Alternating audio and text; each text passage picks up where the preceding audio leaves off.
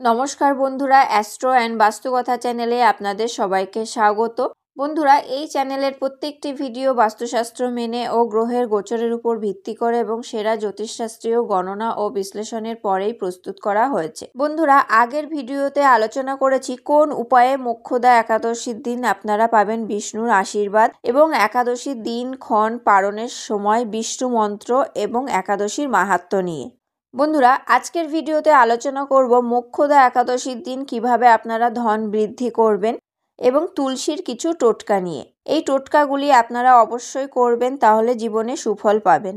প্রথমেই বলছি মোক্ষদা একাদশীর দিন ধন বৃদ্ধি কিভাবে করবেন।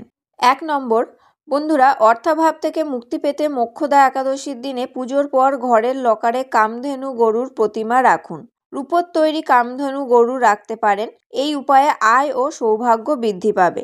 দ্বিতীয়ত, অর্থ ও সৌভাগ্য বৃদ্ধির জন্য মোক্ষদা একাদশী তিথিতে লকারে ময়ূর পঙ্খ রাখুন। বাড়িতে ময়ূর পঙ্খ রাখলে বাস্তুদোষ দূর হয়, পাশাপাশি আর্থিক সমস্যা থেকেও মুক্তি পাওয়া যায়। তৃতীয়ত, মোক্ষদা একাদশী তিথিতে নিয়ম মেনে লক্ষ্মীনারায়ণ পূজা করুন। অন্যদিকে পুজোর সময় 7টি কড়ি ও একাক্ষী নারকেল বিষ্ণুকে নিবেদন করুন। এবার সেই কড়ি এবং নারকেলটি হলুদ কাপড়ে বেঁধে লকারে রেখে দিন। এই উপায় করলে ধন বৃদ্ধি পায়। বন্ধুরা, এবার বলছি মোক্ষদা একাদশী তিথিতে তুলসীর কিছু টোটকা। 1 নম্বর, এই একাদশী তিথিতে লক্ষ্মীনারায়ণকে তুলসী মঞ্জুরি নিবেদন করুন। পুজো শেষে সেই মঞ্জুরি লাল কাপড়ে বেঁধে লকারে রেখে দিন। এই উপায় করলে ক্যারিয়ার এবং ব্যবসায় ইচ্ছামতো সাফল্য লাভ করা যায়। 2 নম্বর, মোক্ষদা একাদশী তিথিতে তুলসীর মালায় বিষ্ণু মন্ত্র জপ করলে জীবনে ব্যাপ্ত সমস্ত ধরনের দুঃখ কষ্ট দূর হবে।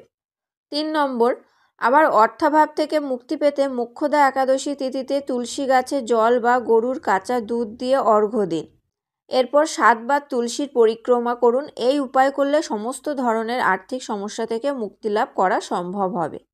4 নম্বর, বিষ্ণুকে প্রসন্ন করার জন্য মোক্ষদা একাদশী তিথিতে বিষ্ণুকে পায়েসের ভোগ নিবেদন করুন। এই ভোগে তুলসী পাতা অবশ্যই রাখবেন। এই উপায়ে সাধক নারায়ণের আশীর্বাদ লাভ করতে পারবেন। বন্ধুরা, এবার বলছি 5 নম্বর, অর্থাভাব দূর করার জন্য মোক্ষদা একাদশী তিথিতে আখের রসে তুলসী পাতা মিশিয়ে তা দিয়ে নারায়ণকে অভিষেক করুন। এই উপায় করলে আর্থিক অনটন দূর হবে, পাশাপাশি সুখ সৌভাগ্য বৃদ্ধি পাবে।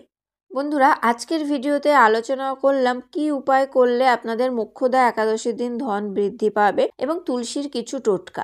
আজকের ভিডিওটি আপনাদের কেমন লাগলো অবশ্যই কমেন্ট করে জানাবেন। ভালো লাগলে লাইক ও শেয়ার করবেন এবং আমার চ্যানেলটি সাবস্ক্রাইব করে অবশ্যই বেল বাটনটি প্রেস করে দেবেন পরবর্তী ভিডিওর নোটিফিকেশন পাওয়ার জন্য। আপনারা সবাই ভালো থাকবেন, সুস্থ থাকবেন। ধন্যবাদ।